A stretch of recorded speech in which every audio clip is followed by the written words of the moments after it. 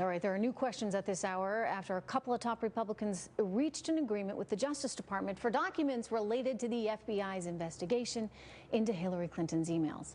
What legally could come of this? Fox News senior judicial analyst Judge Andrew Napolitano joins me here on set with more.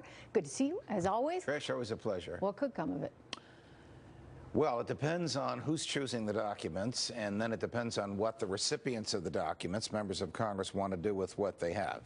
What I would like to see come of it, if I could tinker with the question a little bit, is a decision to present evidence to a grand jury.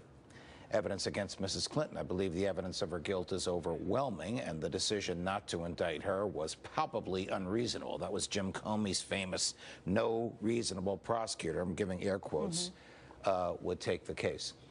There is a danger, in my opinion, to selecting documents. There's 1,250,000 pages of documents, believe it or not, in the investigation of Mrs. Clinton.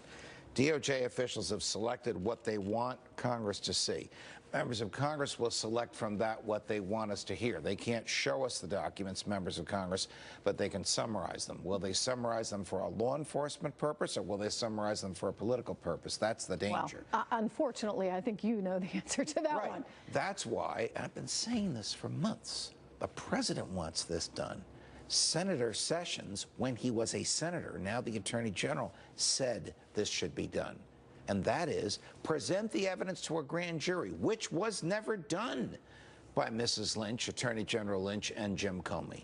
And let the grand jury decide whether or not to indict her. I am convinced they will indict her. Okay, so you get the indictment? Then she's prosecuted like anybody else. Look, the president may decide, I don't want to prosecute my campaign opponent. Right. I'm going to give her a pardon. Do you know why I bring that up? And I only bring that up because, look, this is what you see in places like Brazil. Correct. This is what you see in government systems that do not have transitions of power that move peacefully. That said, if she deserves it, I mean, we also can't stand by, I think, Judge, and allow, that to happen. You put your finger right on it, Trish. And the president has done the same, because he said during the campaign she should be charged, she should be indicted, she should be prosecuted like anybody else.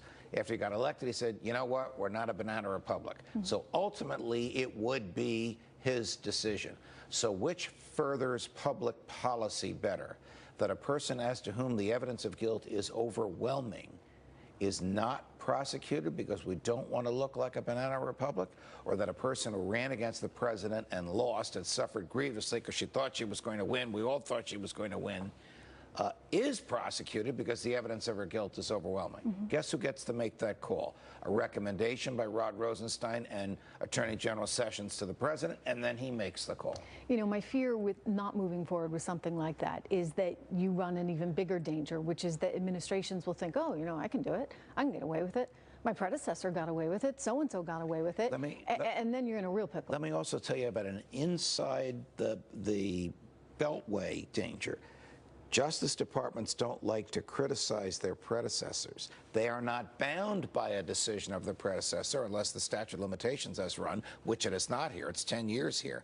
But they don't want to second-guess. The Sessions DOJ doesn't want to second-guess the Loretta Lynch DOJ because they don't want to be second-guessed by fill-in-the-blank, whoever succeeds Jeff Sessions.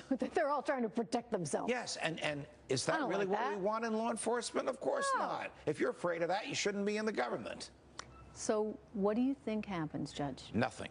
I do think that Congressman Gowdy, for whom I have a lot of respect, Congressman Goodlatte, for whom I have a lot of respect, will look at these documents, draw from it what furthers their political narrative, and we'll hear about it. And then the Democrats on those committees will look at the same documents and draw an entirely different political narrative. It's the same thing the House Intelligence Committee is doing.